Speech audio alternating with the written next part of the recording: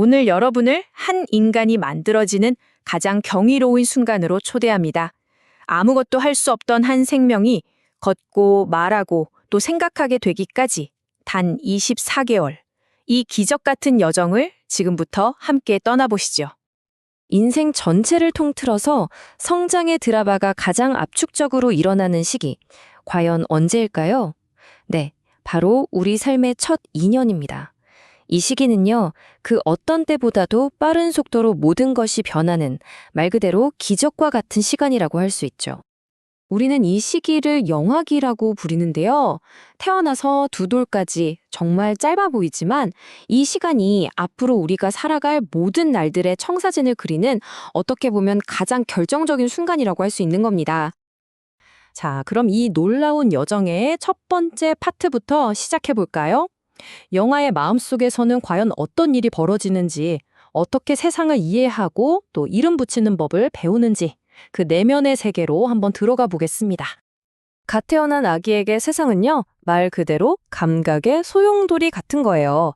손에 뭐가 닿으면 그냥 꽉 잡고 입에 오는 건 뭐든 쪽쪽 빠는 그런 반사적인 행동이 전부죠. 그런데 바로 여기서부터 모든 놀라운 성장이 시작되는 겁니다. 이 타임라인을 보시면 정말 흥미로운데요. 아기의 뇌가 마치 새로운 초능력을 하나씩 얻는 것처럼 발달하거든요. 자, 8개월. 우리가 왜 깍꿍놀이에 열광하는지 아시겠죠? 바로 대상 영속성 때문이에요. 눈앞에서 엄마가 사라져도 엄마는 어딘가에 존재한다는 걸 아는 거죠. 그리고 12개월. 내가 세상을 바꿀 수 있구나. 이걸 깨닫게 됩니다. 스위치를 누르면 불이 켜지는 바로 인과관계를 이해하기 시작하는 거예요. 18개월이 되면요, 이제 도구를 씁니다. 막대기로 저 멀리 있는 장난감을 끌어당기면서 문제 해결 능력을 보여주고요. 그리고 마침내 24개월, 상상력이 폭발합니다.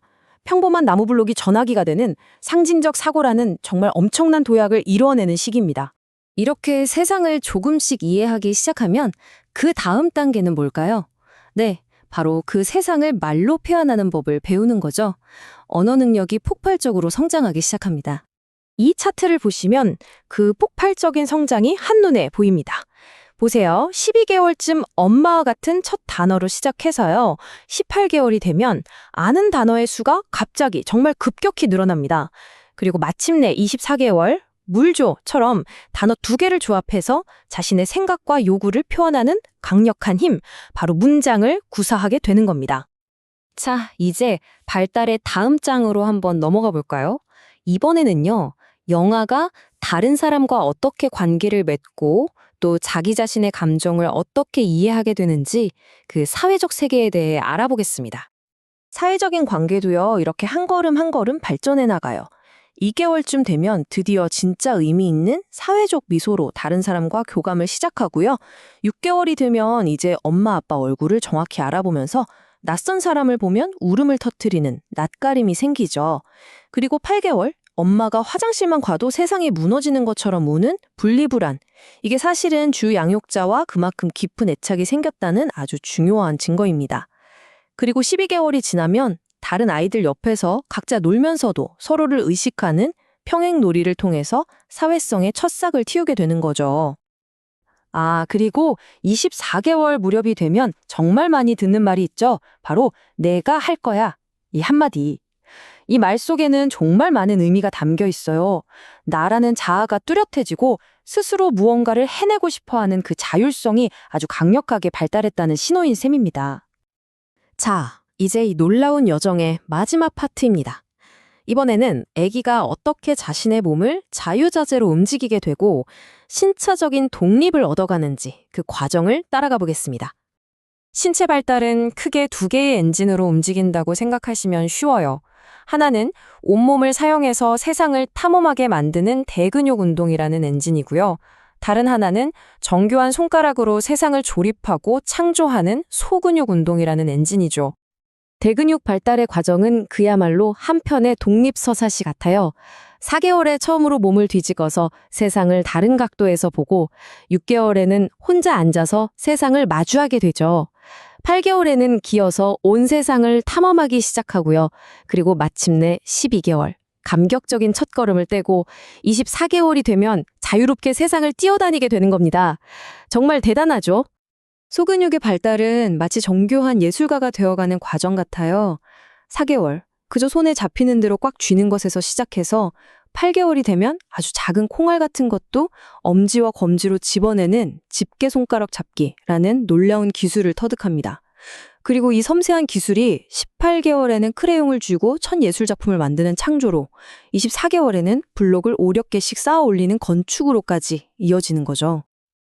자, 여기서 정말 중요한 점은요, 이렇게 발달한 대근육과 소근육 기술들이 단순히 움직이는 것에서 그치지 않는다는 거예요. 이게 바로 스스로를 돌보는 능력, 즉 독립성으로 직결됩니다. 그리고 이 모든 발달이 모여서 마침내 독립이라는 아주 소중한 결실을 맺게 됩니다. 6개월이 지나면 내 손으로 음식을 잡아서 먹고, 12개월쯤 되면 컵을 잡고 마시죠. 18개월에는 서툴지만 숟가락질에 도전하고 옷을 벗으려고 애쓰고요. 24개월이 되면 스스로 손을 씻는 기쁨까지 누리게 됩니다. 어른들이 보기엔 사소할 수 있지만 아이에게는 이 하나하나가 세상에서 가장 큰 성취의 순간들인 셈입니다. 자, 이제 슬슬 마무리할 시간인데요. 이 놀랍도록 압축적인 24개월이라는 시기가 우리 인생 전체에 얼마나 깊고 또 지속적인 영향을 미치는지 한번 정리해 보겠습니다. 단 2년, 정말 믿기지 않을 만큼 짧은 시간이죠.